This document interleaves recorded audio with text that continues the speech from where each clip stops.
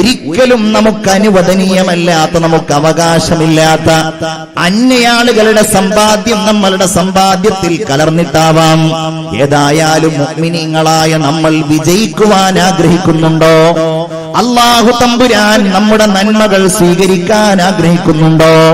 എങ്കിൽ അല്ലാഹു തമ്പുരാൻ നിഷിദ്ധമാക്കിയിട്ടുള്ള സമ്പാദ്യങ്ങൾ നമ്മുടെ സമ്പാദ്യത്തിൽ കലർന്നിട്ടുണ്ടെങ്കിൽ അതിനെ തൂത്ത് വൃത്തിയാക്കാൻ നമുക്ക് സാധിക്കണം. അതിനെ ഒഴിവാക്കിയിട്ട് അല്ലാഹുവിനോട് പശ്ചാത്തപിച്ച് മടങ്ങുവാൻ നമുക്ക് സാധിക്കണം. റമദാൻ അതിന്റെ ഒരു സമയമാണ്. അല്ലാഹുവിന്റെ ഹബീബ് സല്ലല്ലാഹു അലൈഹി വസല്ലമ തങ്ങൾ പറഞ്ഞ ഒരു കാര്യം നിങ്ങൾ ശ്രദ്ധിച്ചു നോക്കൂ. ഇന്നല്ലാഹ തയ്യിബുൻ ലാ യഖ്ബലു ഇല്ലാ തയ്യിബാ. അല്ലാഹു തആല ഉത്തമനാകുന്നു. ഉത്തമമായതിനെയല്ലാതെ അല്ലാഹു ഒരിക്കലും സ്വീകരിക്കുകയുമില്ല. ഇത് നമ്മൾ സാന്ദർഭികമായിട്ടൊന്ന് വിശദീകരിക്കണം. ഒരുപക്ഷേ സമ്പാദ്യത്തിൽ അല്ലാഹു തആല നമുക്ക് വലിയ അനുഗ്രഹം ചൊരിയുന്നതിനിടയിൽ നമ്മൾ ഒരുപാട് സ്വതക്കകൾ നൽകുന്നവരായിരിക്കും, നമ്മൾ സക്കാത്തുകൾ നൽകുന്നവരായിരിക്കും, നമ്മൾ പാവപ്പെട്ടവരെ സഹായിക്കുന്നവരും ഹദിയ കൊടുക്കുന്നവരും ഒരുപാട് നല്ല കാര്യങ്ങൾ ആ സമ്പത്ത് ഉപയോഗിച്ച് ചെയ്യുന്നവരുമായിരിക്കും. ആ സമ്പാദ്യത്തിൽ അല്ലാഹു നിഷിദ്ധമാക്കിയ പലിശയുടെ കലർപ്പുണ്ട് എങ്കിൽ, നമ്മൾ ചെയ്യുന്ന കച്ചവടത്തിൽ അല്ലാഹു തമ്പുരാൻ ഇഷ്ടപ്പെടാത്ത രീതിയിലുള്ള കള്ളക്കച്ചവടമാണ് നമ്മൾ നടത്തുന്നത് എങ്കിൽ, ഇന്നല്ലാഹ തയ്യിബുൻ, അല്ലാഹു തആല ഉത്തമനാണ്, അവൻ നല്ലവനാണ്, അല്ലാഹു ശുദ്ധനാണ്, അല്ലാഹുവിൽ കലർപ്പില്ല, അല്ലാഹുവിൽ മായമില്ല. ലാ യഖ്ബലു ഇല്ലാ തയ്യിബാ. അതുകൊണ്ട് മായമില്ലാത്തതേ, കലർപ്പില്ലാത്തതേ, യാതൊരു ചെളിയും പുരളാത്ത ശുദ്ധമായത് മാത്രമേ അല്ലാഹു തആല സ്വീകരിക്കുകയുള്ളൂ. ചില ആളുകൾ ഉണ്ടാവും അങ്ങനെ, ഇതുപോലെയുള്ളത് സ്വതക്ക ചെയ്യാൻ വേണ്ടി ഉപയോഗിക്കും. ഒരിക്കലും അല്ലാഹു സ്വീകരിക്കുകയില്ല. ശുദ്ധമായത് മാത്രമേ അല്ലാഹു തആല സ്വീകരിക്കുകയുള്ളൂ. അതുകൊണ്ട് ചെയ്യുന്ന ഇബാദത്തുകൾ അല്ലാഹു തആല കബൂലാക്കുകയില്ല. തന്നെയുമല്ല, അതിന്റെ പേരിൽ അല്ലാഹു തആല ഒരുപാട് ശിക്ഷകൾ നമുക്ക് നൽകുകയും ചെയ്യും. നിങ്ങൾ ചിന്തിച്ചു നോക്കൂ, അതുപയോഗിച്ച് ഹജ്ജിന് പോയാൽ എങ്ങനെയാണ് അല്ലാഹു തആല ആ ഹജ്ജ് സ്വീകരിക്കുക? അതുപയോഗിച്ച് ഉംറക്ക് പോയാൽ എങ്ങനെയാണ് അല്ലാഹു തആല ആ ഉംറയെ കബൂലാക്കുക? അതുകൊണ്ട് തന്നെ ആ കാര്യത്തിൽ ഒരു നിതാന്ത ജാഗ്രത നമ്മൾ പുലർത്തൽ വളരെ അനിവാര്യമാകുന്നു. അതേ സമയത്ത് ഇവിടെ നമ്മൾ ചിന്തിക്കേണ്ട ഒരു കാര്യമുണ്ട്. ഹറാമായ സമ്പാദ്യം നമ്മുടെ സമ്പാദ്യത്തിൽ വന്നാൽ ആ സമ്പാദ്യത്തെ എങ്ങനെയാണ് ഒഴിവാക്കേണ്ടത് എന്ന കാര്യം പണ്ഡിതന്മാര് ചർച്ച ചെയ്യുന്നുണ്ട്. ഉദാഹരണമായിട്ട് പലിശ വല്ലാതെ വന്നു കഴിഞ്ഞാൽ, ഗവൺമെന്റിന്റെ നിയമപ്രകാരം, രാജ്യത്തിന്റെ നിയമപ്രകാരം നമ്മുടെ സമ്പാദ്യങ്ങൾ നമ്മൾ ഉപയോഗപ്പെടുത്തിയാൽ ഒരുപക്ഷെ അതിൽ കലർപ്പായ പലിശ വന്നു ചേരാനുള്ള സാധ്യത വളരെ കൂടുതലാണ്. അതല്ലെങ്കിൽ ഈ കാര്യമൊന്നും ശ്രദ്ധിക്കാതെ ജീവിക്കുന്നതിനിടയിൽ സമ്പാദ്യം നിക്ഷേപിച്ചപ്പോൾ അതിൽ ഒരുപാട് പലിശയുടെ പൈസ വന്നു ചേർന്നു. ആ പലിശയുടെ പണം എന്തു ചെയ്യും? അത് കൊണ്ടുപോയി കുളത്തിൽ വലിച്ചെറിയാമോ? അത് കൊണ്ടുപോയിട്ട് ഏതെങ്കിലും പുഴയിൽ ഒഴുക്കാമോ? പാടില്ല. ആ സമ്പാദ്യം എങ്ങനെയെങ്കിലും ഒഴിവാക്കണം എന്നതാണ് മഹാന്മാരായ പണ്ഡിതന്മാർ നമ്മോട് പറയുന്നത്. അത് ഒഴിവാക്കുമ്പോൾ തന്നെ ശ്രദ്ധിക്കേണ്ട ഒരു കാര്യം, മഹാനായ ഇമാം നബവി റളിയല്ലാഹു അൻഹു ഉൾപ്പെടെയുള്ള ആളുകൾ അവരുടെ ഗ്രന്ഥങ്ങളിൽ സൂചിപ്പിച്ചതിന്റെ സംക്ഷിപ്ത രൂപം ഇതാണ്. ഒരാൾ മോഷ്ടിച്ചു കഴിഞ്ഞാൽ ആ മോഷണ മുതൽ അയാളുടെ അടുക്കലുണ്ട്, ആ മോഷണത്തിലൂടെ ഉണ്ടായ സമ്പാദ്യം അയാളുടെ അടുക്കലുണ്ട് എങ്കിൽ ആ മോഷണ മുതൽ അതിന്റെ ഉടമക്ക് തിരിച്ചു കൊടുക്കുക എന്നതാണ് അനിവാര്യമായ സംഗതി. അതെങ്ങനെയെങ്കിലും അതിന്റെ അവകാശികളിലേക്ക് എത്തിക്കുക. അവൻ ഒരു കാരണവശാലും അതിന്റെ അവകാശിയെ കാണുവാൻ കഴിയുന്നില്ല എങ്കിൽ അതിനനുസൃതമായ രീതിയിൽ അവന്റെ ധനത്തെ അവൻ ശുദ്ധീകരിക്കുക. അവൻ സ്വതക്കയിലൂടെയോ മറ്റുള്ള ദാനങ്ങളിലൂടെയോ അവന്റെ ധനത്തെ അവൻ ശുദ്ധീകരിക്കുക. ഇനി മറ്റൊരു കാര്യം, ഒരുപാട് പലിശയുടെ പൈസയുണ്ടായി, സമാനമായ രീതിയിൽ നിഷിദ്ധമായതുണ്ടായി. അങ്ങനെയുള്ളത് അവകാശികളാണ് എങ്കിൽ അവർക്ക് എത്തിക്കാം. അവകാശികളില്ലാത്ത ഒന്നാണെങ്കിലോ അവൻ ഭൂമി പിടിച്ചെടുത്തതാണ്. റമളാനിലെ വാള് കേട്ടിട്ട് അവൻ തീരുമാനിച്ചു, റബ്ബേ ഞാനത് പിടിച്ചെടുത്തതാണല്ലോ, അത് എന്റേതല്ലല്ലോ, അത് സർക്കാരിന്റേതാണല്ലോ, അത് അയൽവാസിയുടേതാണല്ലോ, എന്റെ ജ്യേഷ്ഠന്റേതാണല്ലോ യഥാർത്ഥത്തിലത്, അത് ഞാൻ എന്റെ പേരിൽ വില്ലേജ് ഓഫീസർമാരെ സ്വാധീനിച്ചുണ്ടാക്കിയതാണല്ലോ, അത് തിരിച്ചു കൊടുക്കുക, അതിന്റെ പേരിൽ എത്ര വലിയ ബുദ്ധിമുട്ടുണ്ടായാലും അത് തിരിച്ചു കൊടുക്കുക. എന്നാൽ പലിശ പോലെയുള്ള സമ്പാദ്യം ഒരുപക്ഷെ അതൊഴിവാക്കണമെങ്കിൽ ഒരവകാശിയെ നമുക്ക് കാണുവാൻ കഴിയില്ല.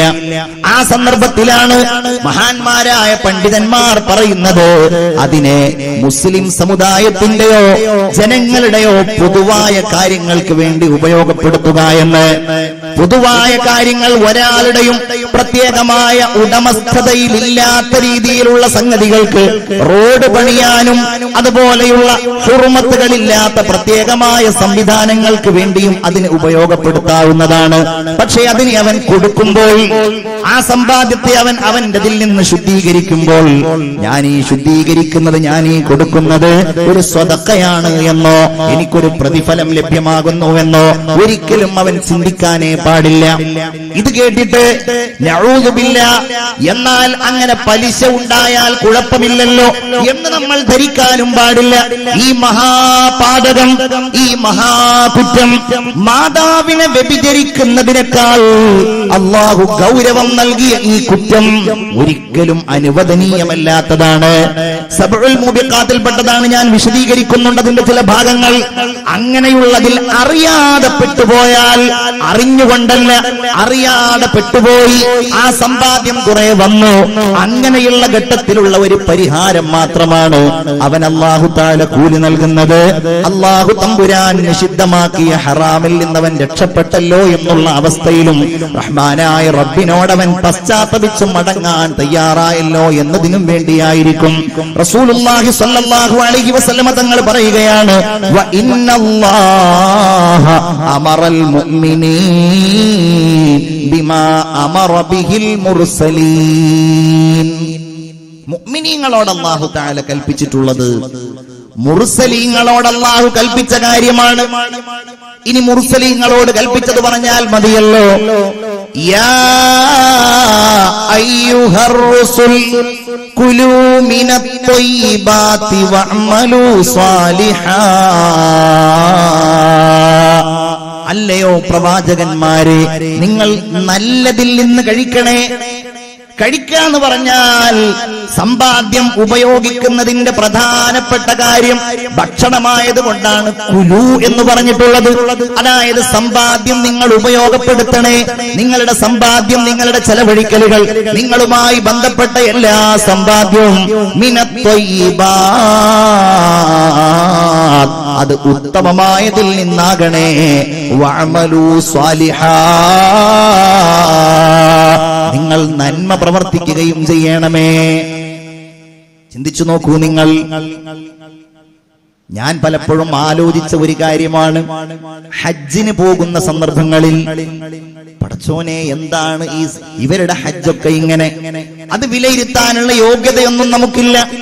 പക്ഷേ ഹജ്ജിന്റെ ഹുർമത്ത് പാലിക്കാത്ത ആളുകൾ, മക്കയിൽ വന്ന് ഹറമിൽ വന്ന് തവാഫ് ചെയ്യുന്ന അവസരത്തിൽ പോലും മനഃശുദ്ധി പ്രകടിപ്പിക്കാത്ത ആളുകൾ, മിനയിൽ നിന്നും അറഫയിൽ നിന്ന് പോലും ആ ഒരു തഖ്വയോടുകൂടെ ഇടപെടാത്ത ആളുകൾ, ഇങ്ങനത്തെ ഒരുപാട് ഹാജിമാർ, ഖിയാമത്ത് നാളിന്റെ അടയാളങ്ങൾ നമ്മൾക്ക് തോന്നുന്നത് പോലെ അവരെ ഇങ്ങനെ കാണുമ്പോ നഊദു ബില്ലാഹ്. അങ്ങനെയുള്ള സന്ദർഭങ്ങളിൽ പലപ്പോഴും അതിന്റെ അടിസ്ഥാനപരമായ കാരണങ്ങളിലേക്ക് പോയാൽ, എന്തുകൊണ്ട് ഇങ്ങനെ ഹജ്ജ് ചെയ്യുന്നു, എന്തുകൊണ്ട് മക്കയിൽ വന്ന് ഇങ്ങനെ പെരുമാറുന്നു, എന്തുകൊണ്ട് അവർക്ക് സ്വീകാര്യയോഗ്യമായ ഒരു ഹജ്ജിലേക്ക് എത്താൻ അവരുടെ അമലുകൾ കൊണ്ട് സാധ്യമായില്ല എന്ന് ചോദിച്ചാൽ അതിന്റെ ഉത്തരം മറ്റൊന്നുമല്ല, അവരുടെ സമ്പാദ്യത്തിൽ കലർപ്പുണ്ടായിരുന്നു. അവരതിനു വേണ്ടി ഉപയോഗിച്ചത് ഒരുപക്ഷെ ഹറാമും ഹലാലും കൂടിക്കലർന്നതോ അതല്ലെങ്കിൽ ഹറാമ് മാത്രമായതോ ആയിരിക്കും. അല്ലാഹുവേ, ഞങ്ങളെ നീ കാക്കണേ തമ്പുരാനെ. നിങ്ങളെല്ലാവരും ഒരു ഷഹാദത്ത് ചൊല്ലൂ. അഷ്ഹദു അല്ലാ ഇലാഹ ഇല്ലല്ലാഹ് അസ്തഗ്ഫിറുല്ലാഹ് അസ്അലുകൽ ജന്നത വ അഊദു ബിക മിനൻ നാർ. അഷ്ഹദു അല്ലാ ഇലാഹ ഇല്ലല്ലാഹ് അസ്തഗ്ഫിറുല്ലാഹ് അസ്അലുകൽ ജന്നത വഅഊദു ബിക മിനന്നാർ. ഇതേതെങ്കിലും ഒരു ചെറിയ വിഭാഗത്തെ ബാധിക്കുന്ന ഒന്നല്ല. ഇതേതു മേഖലയിൽ തൊഴിലെടുക്കുന്ന ആളുകളും ഏത് രീതിയിൽ സമ്പാദിക്കുന്ന ആളുകളും എന്റെ പ്രിയപ്പെട്ട കൊച്ചു വിദ്യാർത്ഥികളെ നിങ്ങളുടെയും ജീവിതത്തിൽ ബാധിക്കുന്ന ഒന്നാണ്. ഹലാലായത് മാത്രം ആഹരിച്ചാൽ വൽ അർളു ത്വയ്യിബു യഖ്റുജു നബാതുഹു ബിഇദ്നി റബ്ബി വല്ലദീ ഖബസ ലാ യഖ്റുജു ഇല്ലാ നകിദാ. നിങ്ങൾ നോക്കൂ, യാ അയ്യുഹല്ലദീന ആമനൂ, അല്ലയോ സത്യവിശ്വാസികളെ, കുലൂ മിനത് ത്വയ്യിബാത്, നിങ്ങൾ നല്ലതിൽ നിന്ന് കഴിക്കണേ. വഅമലൂ സ്വാലിഹാ, നിങ്ങൾ നല്ലത് പ്രവർത്തിക്കണേ. ഒരു മനുഷ്യനെ സംബന്ധിച്ചിടത്തോളം അവന്റെ അമലിന്റെ ഭാഗമാകുന്നു അവന്റെ സന്താനങ്ങൾ, അവന്റെ മക്കൾ. നല്ല മക്കളെ ലഭ്യമാവണോ നിങ്ങൾക്ക്? കുലൂ മിനത് ത്വയ്യിബാത്, നിങ്ങൾ നല്ലത് തിന്നണം, നിങ്ങൾ നല്ലതാഹരിക്കണം, നിങ്ങൾ മക്കൾക്ക് നല്ലത് കൊടുക്കുകയും വേണം. മക്കൾക്ക് സമ്പാദിക്കുന്ന മക്കൾ കഴിക്കുന്നതിൽ നിന്ന് മക്കൾ കഴിക്കുന്നതിൽ ഒരിക്കലും ഒരു ഹറാമും കൂടിക്കലരരുത്. മഹാനായ സയ്യിദുനാ റബീഅത്ത് ഇബ്നുൽ ഫറൂഖ് റളിയല്ലാഹു അൻഹു, റബീഅ റളിയല്ലാഹു അൻഹു 27 വയസ്സ് പ്രായമായിരിക്കുന്ന സമയത്ത് അദ്ദേഹമായിരുന്നു മുഹദ്ദിസുൽ മദീന. അദ്ദേഹം മദീനയിലെ മുഹദ്ദിസായിരുന്നു. അദ്ദേഹം വലിയ ഖുർആൻ പണ്ഡിതനായിരുന്നു. റബീഅത്ത് ഇബ്നുൽ ഫറൂഖ് റളിയല്ലാഹു അൻഹു അദ്ദേഹം ഒരിക്കൽ മദീനയിലെ മസ്ജിദുൻ നബവിയുടെ തൊട്ടടുക്കലുള്ള തന്റെ വീട്ടിൽ നിന്ന് ബഹുമാനപ്പെട്ടവർ തന്റെ പള്ളിയിലേക്ക്, റസൂലുള്ളാഹിന്റെ പള്ളിയിലേക്ക് ളുഹർ സമയത്ത് പോകാൻ ഒരുങ്ങുകയാണ്. ആ സമയത്താണ് ഒരാള് വീട്ടിലേക്ക് ഇങ്ങനെ കയറി വരുന്നത്. ഒരു വാർദ്ധക്യത്തോടടുത്ത ഒരാൾ. റബീഅയോട് ഈ വന്നയാള് ചോദിച്ചു, ഇതാരാണ് എന്റെ വീട്ടിൽ? റബീഅ ചോദിച്ചു, നിങ്ങളുടെ വീടോ? ഇത് എന്റെ വീടാണല്ലോ. അയാള്, നിന്റെ വീടോ? ഇത് എന്റെ വീടാണ്. അങ്ങനെ പരസ്പരം സംസാരിക്കുമ്പോ റബീഅയുടെ ഉമ്മ വീടിന്റെ പുറത്തേക്ക് ഇറങ്ങുകയാണ്. വീടിന്റെ ഈ ശബ്ദം കേൾക്കുന്നിടത്തേക്ക് വരികയാണ്. എന്നിട്ട് പറഞ്ഞു, മോനെ റബീഅ, നിന്റെ വർത്തമാനം നിർത്തൂ. നിനക്ക് മനസ്സിലായില്ലല്ലോ ഇതാരാണ് എന്ന്. 27 കൊല്ലം മുമ്പ് നിന്നെ ഞാൻ ഗർഭം ചുമന്നുകൊണ്ടിരിക്കുന്ന സന്ദർഭത്തിൽ ഇവിടെ നിന്ന് ജിഹാദിന് വേണ്ടി പോയ നിന്റെ ഉപ്പയായ ഫറൂഖാണ് മോനെ. വാപ്പ തിരിച്ചു വന്നതാണ്. പത്രത്തിലൊക്കെ കാണൂലേ നമ്മൾ 30 കൊല്ലം കഴിഞ്ഞിട്ട് പിതാവെത്തി എന്നൊക്കെ. എന്നതുപോലെ പിതാവിനോട് കൈപിടിച്ച് സലാം പറഞ്ഞ് ഒരല്പസമയം സംസാരിച്ചിട്ട് മോൻ പറഞ്ഞു, ഉപ്പ, പള്ളിയിൽ നിസ്കാരത്തിന്റെ സമയമായിട്ടുണ്ട്, ഞാൻ പോയിക്കോട്ടെ. വാപ്പ സമ്മതം കൊടുത്തു. മകൻ പോയി. പിതാവ് വീടിന്റെ ഉള്ളിലേക്ക് കയറി ഭാര്യയോട് സംസാരിക്കുമ്പോൾ ചോദിച്ചു, പെണ്ണേ, 27 കൊല്ലം മുമ്പ് നിന്നോട് യാത്ര പറഞ്ഞ് ഞാൻ പോകുമ്പോ നീ അന്ന് ഗർഭിണിയായിരുന്നു. നിനക്ക് ഞാൻ അന്ന് 20,000 ദീനാറുകൾ തന്നിരുന്നല്ലോ എന്റെ സമ്പാദ്യത്തിൽ നിന്ന്, നിന്റെ സംരക്ഷണത്തിന് വേണ്ടി, ഗർഭിണിയായ നിന്റെ പ്രസവത്തിന് വേണ്ടി, നിന്റെ ചെലവുകൾക്ക് വേണ്ടി. അത് നീ എങ്ങനെ ചെലവഴിച്ചു എന്ന് എനിക്കറിയണം. അത് നീ എങ്ങനെ ഉപയോഗപ്പെടുത്തി എന്ന് എനിക്കറിയണം. ഏറ്റവും നല്ല ഒരു ഭാര്യയുടെ സ്വഭാവമാണല്ലോ ഭർത്താവിനെ തന്റെ സാമ്പത്തികമായ കാര്യത്തിൽ ഭർത്താവിനെ സഹായിക്കുകയും ഭർത്താവിന്റെ സമ്പത്തിൽ സുരക്ഷ നൽകുകയും ചെയ്യുക എന്നുള്ളത്. ഈ സ്ത്രീ പറഞ്ഞു, റബീഅയുടെ ഉമ്മ പറഞ്ഞു, പ്രിയപ്പെട്ടവരെ, നിങ്ങൾ പള്ളിയിലേക്ക് പോകൂ. പള്ളിയിൽ നിസ്കാരത്തിന്റെ സമയമായല്ലോ, നിങ്ങൾ ജമാഅത്തിൽ പങ്കെടുക്കൂ.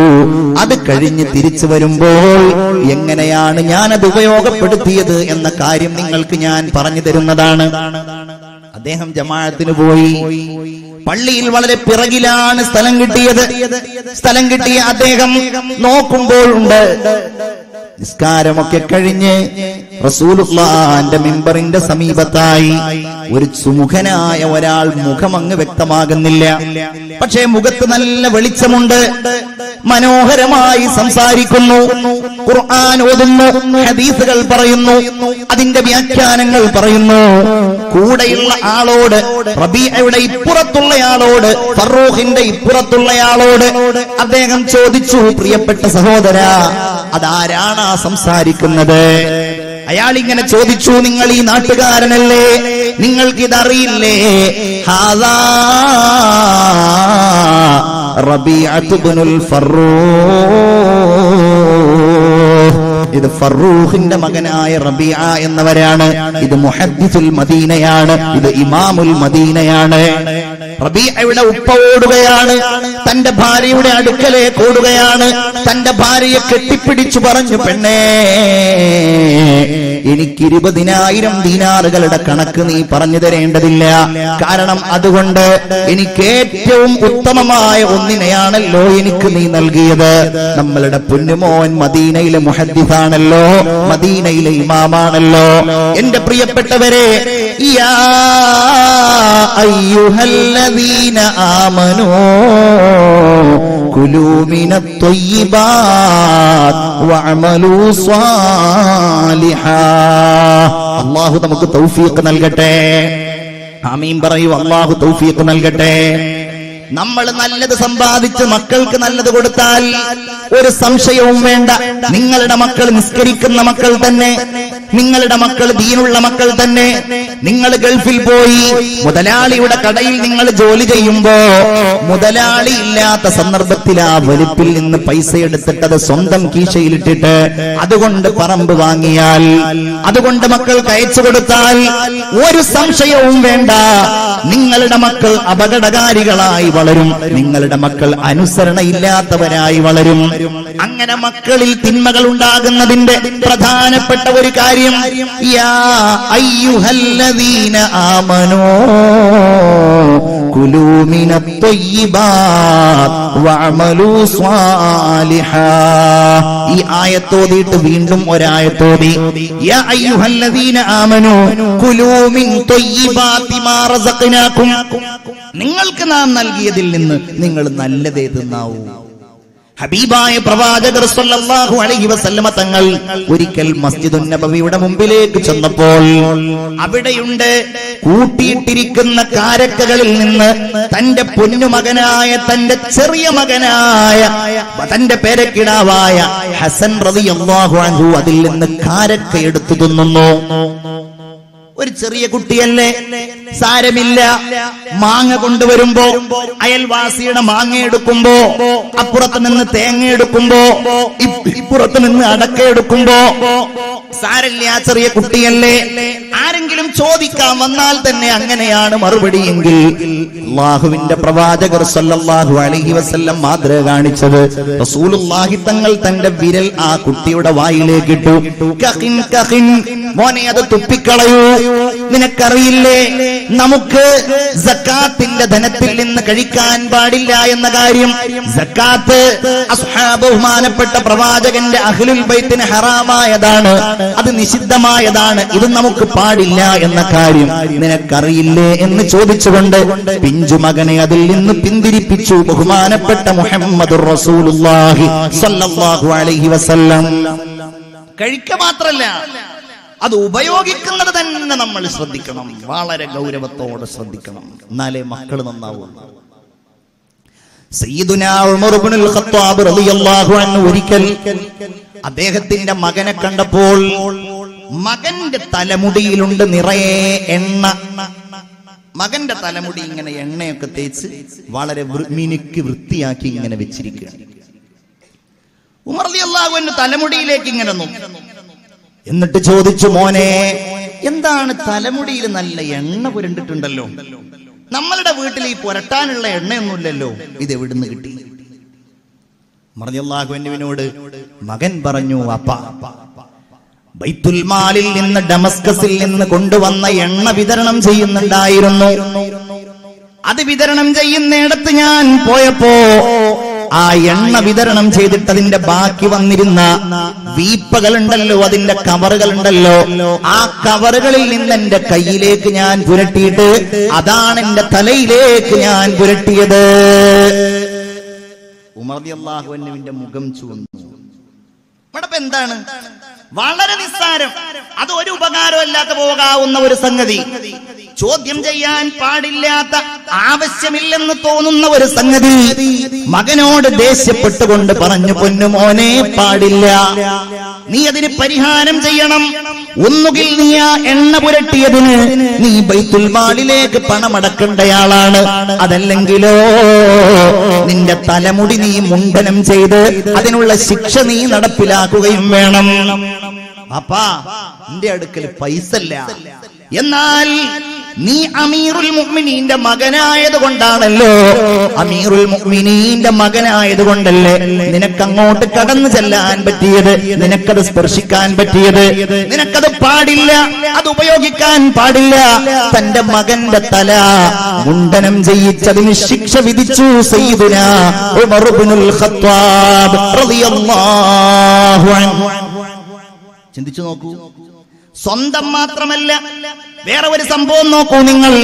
ഉമർ ഇബ്നുൽ ഖത്താബ് റളിയല്ലാഹു അൻഹുവിന്റെ മകനായ അബ്ദുല്ലാഹ് ഇബ്നു ഉമർ റളിയല്ലാഹു അൻഹു ഒരിക്കൽ ഒരു ഒട്ടകക്കുട്ടിയെ വാങ്ങി. ഒട്ടകക്കുട്ടിയെ വാങ്ങിയിട്ട് ആ ഒട്ടകം ഇങ്ങനെ മേക്കും. ചിലപ്പോ ഇദ്ദേഹവും കൂടെ ഉണ്ടാവും. ആളുകൾ ഈ ഒട്ടകത്തെയും ഉടമയെയും കാണുമ്പോൾ പറയും, ബാക്കിയുള്ളവരുടെ ഒട്ടകമൊക്കെ അവിടുന്ന് മാറ്റി നിർത്ത്, നമ്മുടെ അമീറുൽ മുഅ്മിനീന്റെ മോന്റെ ഒട്ടകല്ലേ. അങ്ങനെ ഈ ഒട്ടകം ഇങ്ങനെ നന്നായി കഴിക്കും. ഈ വിവരം ആരോ ഖലീഫയോട് പറഞ്ഞു. ഖലീഫ മകനെ വിളിച്ചു, നീ അമീറുൽ മുഅ്മിനീന്റെ മകനാണ് എന്ന പേരിൽ നിന്റെ ഒട്ടകം ഭക്ഷണം കഴിക്കാറുണ്ട് എന്ന് കേട്ടല്ലോ. പാപ്പ ഞാൻ എന്ത് ചെയ്യാനാ, ആളുകൾ ആ പേരിൽ എന്റെ ഒട്ടകത്തെ ഭക്ഷണം പുല്ല് മേയ്ക്കാറുണ്ട്. ഉമർ ഇബ്നുൽ ഖത്താബ് റളിയല്ലാഹു അൻഹു പറഞ്ഞ കാര്യം മുഅ്മിനീങ്ങളെ നമ്മൾ ശ്രദ്ധിക്കണം. കഴിക്കല് മാത്രല്ല, മൃഗങ്ങള് കഴിക്കുന്നത്, തലയിൽ പുരട്ടുന്നത്. റോഡ് സർക്കാരിൻ്റെതാണ്. ആ റോഡ് നമ്മുടെ വീടിന്റെ കാര്യങ്ങൾക്ക് വേണ്ടി നമ്മൾ ഉപയോഗപ്പെടുത്താൻ സർക്കാർ അനുമതി തന്നിട്ടുണ്ട്. പക്ഷെ ആ റോഡ് കയ്യേറി മതിൽ കെട്ടുമ്പോ, ആ റോഡ് നമ്മളുടെ വഴിയാക്കി മാറ്റുമ്പോ, അത് സ്വകാര്യ സ്വത്താക്കി മാറ്റുമ്പോ, ആ റോട്ടിലുള്ള പൊതു സാധനങ്ങൾ നമ്മൾ സ്വന്തം സാധനങ്ങളാക്കി മാറ്റുമ്പോ, റോഡിൽ സർക്കാർ നട്ടിരിക്കുന്ന തണൽ മരങ്ങൾ, ആ തണൽ ചെടികൾ കൊണ്ടുപോയിട്ട് സ്വന്തം വീടിന്റെ പറമ്പിൽ രാത്രി കട്ടുകൊണ്ടുപോയി അത് നട്ടുപിടിപ്പിക്കുമ്പോൾ അതിന്റെ പ്രത്യാഘാതങ്ങൾ നമ്മൾ ചിന്തിക്കാറില്ല. ഉമർ ഇബ്നുൽ ഖത്താബ് റളിയല്ലാഹു അൻഹു മകനോട് പറയുകയാണ്, പൊന്നുമോനെ നീ ആ ഒട്ടകത്തെ വിൽക്കേണ്ടതാണ്. വിറ്റിട്ട് എത്ര രൂപക്കായിരുന്നോ ആ ഒട്ടകം നീ വാങ്ങിയത്, അത് നീ സ്വന്തമാക്കുകയും ബാക്കിയുള്ള പണം നീ ബൈത്തുൽ മാലിൽ അടക്കുകയും ചെയ്യണമെന്ന് ബഹുമാനപ്പെട്ട സയ്യിദുനാ മുഹമ്മദ് മുസ്തഫ. നിങ്ങൾ എന്താ സ്വലാത്ത് ചൊല്ലാത്തത്? മുഹമ്മദ് മുസ്തഫ. അഷ്ഹദു അല്ലാ ഇലാഹ ഇല്ലല്ലാഹ് അസ്തഗ്ഫിറുല്ലാഹ് അസ്അലുകൽ ജന്നത വഅഊദു ബിക മിനന്നാർ. അപ്പോൾ റസൂലുള്ളാഹി പറഞ്ഞു, കുലൂ മിൻ ത്വയ്യിബാതി മാ റസഖ്നാകും, നമ്മൾ നൽകിയതിൽ നിന്ന് നല്ലത് മാത്രം നിങ്ങൾ കഴിക്കണേ. ثم ذكر الرجل, പിന്നെ റസൂലുള്ളാഹി സ്വല്ലല്ലാഹു അലൈഹി വസല്ലമ തങ്ങൾ ഒരാളെ സംബന്ധിച്ച് പറയുകയാണ്, അശ്അസ അഗ്ബറ, അവൻ മുടി ജടക്കുത്തിയ ആളും അയാൾ വസ്ത്രം ചെളി പുരണ്ടയാളുമാണ് എന്ന് പറഞ്ഞിട്ടുണ്ടെങ്കിൽ അയാൾ അത്രയും ഇങ്ങോട്ട് ദീനുമായി ബന്ധപ്പെട്ട് അയാൾ അത്രയും ഇങ്ങോട്ട് വല്ലാത്ത ഒരു കഷ്ടപ്പാടിലും അങ്ങനെ ഒരു ദീനുമായിട്ട് ബന്ധപ്പെട്ട രൂപത്തിൽ ഇടപെടുന്ന ഒരാളാണ്. നോക്കിയിട്ടുണ്ടെങ്കിൽ അയാള് ഭൗതികമായിട്ടുള്ള വസ്ത്രധാരണയോ സൗകര്യങ്ങളോ ഒന്നും അനുഭവിക്കണില്ല. അങ്ങനത്തെ ഒരു മനുഷ്യനാണ് എങ്കിൽ ഹബീബായ റസൂലുള്ളാഹി സ്വല്ലല്ലാഹു അലൈഹി വസല്ലം പറയാണ്, യമുദ്ദു യദഹു ഇലസ്സമാ, അവൻ ആകാശത്തേക്ക് അവന്റെ കൈകൾ ഉയർത്തുന്നുണ്ട്. അവൻ പറയുന്നുണ്ട്, അല്ലാഹുമ്മ ഗ്ഫിർ ലീ ദുനൂബി യാ റബ്ബൽ ആലമീൻ. അവൻ പറയുന്നുണ്ട്, അല്ലാഹുമ്മ ഹ്ദിനി ഫീമൻ ഹദൈത്. ചിന്തിക്കണം നമ്മൾ. അവൻ പറയുന്നുണ്ട്, റബ്ബി ഗ്ഫിർ ലീ വർഹംനി വജ്ബുർനി വർഫഅനി. ഇതൊക്കെ പറയുന്നുണ്ട്. അവൻ നിസ്കരിക്കുന്നുണ്ട്, അവൻ അല്ലാഹുവിനോട് ദുആ ചെയ്യുന്നുണ്ട്. പക്ഷേ അല്ലാഹു തമ്പുരാൻ അതൊന്നും സ്വീകരിക്കുന്നില്ല. എന്തേ കാര്യമെന്നറിയോ? വമത്അമുഹു ഹറാം, വമൽബസുഹു ഹറാം വഗുദിയ ബിൽ ഹറാം. അവന്റെ ഭക്ഷണവും അവന്റെ പാനീയങ്ങളും അവന്റെ വസ്ത്രങ്ങളുമെല്ലാം അല്ലാഹു നിഷിദ്ധമാക്കിയതാണ്. അവന്റെ ജോലി പലിശയിലധിഷ്ഠിതമായ ജോലിയാണ്. അവന്റെ വിദ്യാഭ്യാസം പലിശയിലധിഷ്ഠിതമായ വിദ്യാഭ്യാസമാണ്. പലിശക്ക് ലോൺ എടുത്തതാണ്. അവന്റെ വാഹനം അങ്ങനെയാണ്, അവന്റെ വീട് അങ്ങനെയാണ്. ഇന്നത് വലിയ പ്രസക്തമായ ഒരു ചർച്ച കൂടിയാണ്.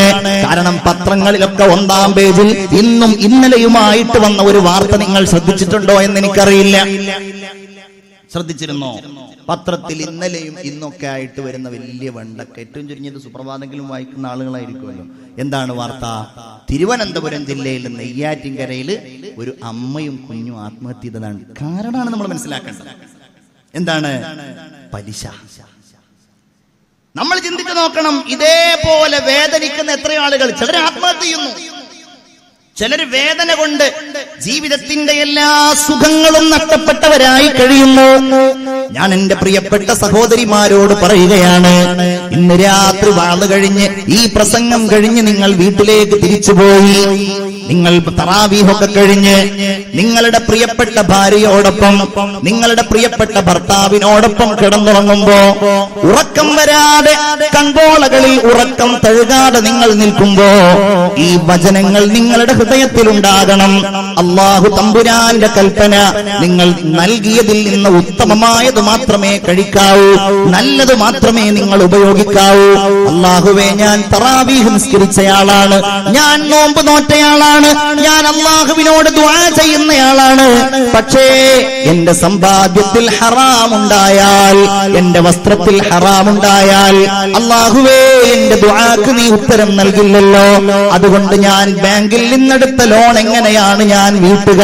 എങ്ങനെയാണ് ഞാൻ അതിൽ നിന്ന് രക്ഷ നേടുക? എന്റെ പ്രിയപ്പെട്ട സഹോദരിമാരെ, നിങ്ങളുടെ ഭർത്താവ് കേവലം 50,000 രൂപക്ക് നിങ്ങളുടെ മാല പണയം വെച്ചിട്ടുണ്ടെങ്കിൽ, നിങ്ങളുടെ വളകൾ അവർ പണയം വെച്ചിട്ടുണ്ടെങ്കിൽ, പലിശയിലധിഷ്ഠിതമായ സമ്പാദ്യത്തിന്റെ കലർപ്പ് നിങ്ങളുടെ ഭർത്താവിലൂടെ നിങ്ങളുടെ മക്കളിലേക്ക് നിങ്ങൾക്കത് വന്നു ചേർന്നിട്ടുണ്ടെങ്കിൽ, ഈ പരിശുദ്ധമായ റമളാനിനെ സാക്ഷിയാക്കിക്കൊണ്ട് നിങ്ങൾ തീരുമാനമെടുക്കണം. ഇൻഷാ അല്ലാഹ്, പറ്റാവുന്നിടത്ത് നിന്ന് കടം വാങ്ങിയിട്ടാണെങ്കിലും, എന്റെ ഉള്ള കമ്മല് വിറ്റിട്ടാണെങ്കിലും, എന്റെ വള ഞാൻ ഒഴിവാക്കിയിട്ടാണെങ്കിലും, എങ്ങനെയാണെങ്കിലും ഞാൻ എന്റെ പ്രിയപ്പെട്ട ഭർത്താവിനെ സഹായിക്കും. എന്റെ പ്രിയപ്പെട്ട ഭർത്താവിനെ, എന്റെ പ്രിയപ്പെട്ട മക്കളെ ഹറാമിൽ നിന്ന് ഞാൻ സംരക്ഷിക്കുന്നതാണ്. അല്ലാഹു തമ്പുരാൻ ഈ റമളാനിൽ അങ്ങനെ ഒരു പ്രതിജ്ഞ നമ്മൾ എടുക്കുകയാണെങ്കിൽ, റഹ്മാനായ റബ്ബ് സുബ്ഹാനഹു വ തആല ആ ഹറാമിൽ നിന്ന് രക്ഷപ്പെടാൻ നിങ്ങളെ സഹായിക്കുമെന്ന കാര്യത്തിൽ ഒരു തർക്കവുമില്ല. പശ്ചാത്തപിക്കാൻ പറ്റുന്ന മാസമാണ്, പൊറുക്കലിനെ തേടാൻ അല്ലാഹു അവസരം നൽകിയ മാസമാണ്, നരകത്തിൽ നിന്ന് അല്ലാഹു മോചനം നൽകിയ മാസമാണ്. നിങ്ങളൊരു കാര്യം കൂടെ അറിയണം, അങ്ങനെ വലിയ ഒരു പ്രതിസന്ധിയിൽ നിന്ന്, പലിശ അധിഷ്ഠിതമായ കടത്തിൽ നിന്ന്, ബാങ്കിൽ നിന്ന്, ലോണുകളിൽ നിന്ന് നമ്മൾ രക്ഷപ്പെടുത്തിയ ആ ഒരു പ്രതിജ്ഞ നമ്മൾ നിലനിർത്തി കഴിഞ്ഞാൽ പിന്നെ നമ്മുടെ ജീവിതത്തിൽ അല്ലാഹു തമ്പുരാൻ സമാധാനം നൽകും. പിന്നെ അല്ലാഹു ജീവിതത്തിൽ പൂർണ്ണമായ ശാന്തി നൽകും. അല്ലാഹു തൗഫീഖ് നൽകട്ടെ. ആമീൻ പറയൂ. അല്ലാഹു തആല തൗഫീഖ് നൽകട്ടെ. ആ ഒരു പ്രതിജ്ഞ നമ്മുടെ ജീവിതത്തിൽ ഉണ്ടാവണം. ദുന്യാവ് മാത്രമല്ലല്ലോ ജീവിതം. ജനങ്ങൾക്കിടയിൽ 2 വിഭാഗം ആളുകളുണ്ട് എന്ന് സൂറത്തുൽ ബഖറയിൽ നമ്മുടെ മക്കള് മനോഹരമായിട്ട് ഓതുന്നത്. ബിസ്മില്ലാഹിർ റഹ്മാനിർ റഹീം. فإذا قضيتم مناسككم فاذكروا الله كذكركم آباءكم أو أشد ذكرا فمن الناس من يقول ربنا آتنا في الدنيا وما له في الآخرة من خلاق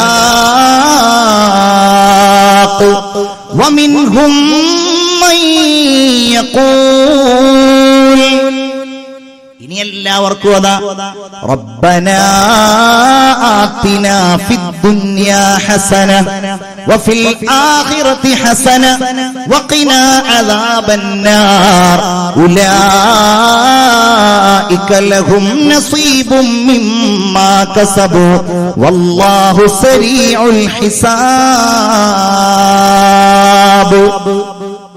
ഒന്ന് ഹറാം നോക്കാത്തവര്, ഒന്നാമത്തത് ഹറാം നോക്കാത്തവര്, രണ്ടാമത്തേത് ഹറാമും ഹലാലും ഒക്കെ ശ്രദ്ധിച്ച് ജീവിക്കുന്നവർ. ഇതാണ് രണ്ട് വിഭാഗം ആളുകൾ. പടച്ചോനെ, അതിലാ രണ്ടാമത് പറഞ്ഞ വിഭാഗത്തിൽ ഞങ്ങളെ ചേർക്കണേ തമ്പുരാനെ. ഇതില്ലെങ്കിലൊക്കെ നശിച്ചു പോയില്ലേ? എന്താണ് അല്ലാഹു പറയുന്നത്?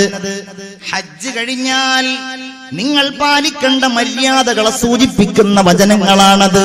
ഫഇദാ ഖളൈതും മനാസികകും, ഹജ്ജിന്റെ ആരാധനാ കർമ്മങ്ങളൊക്കെ നിങ്ങൾ വീട്ടിൽ കഴിഞ്ഞാൽ ഫദ്കുറുല്ലാഹ്, നിങ്ങൾ പിന്നെ പടച്ചോനെ ഓർത്തിരിക്കണേ, നിങ്ങൾ അല്ലാഹുവിന്റെ സ്മരണയിൽ കഴിഞ്ഞു കൂടണേ.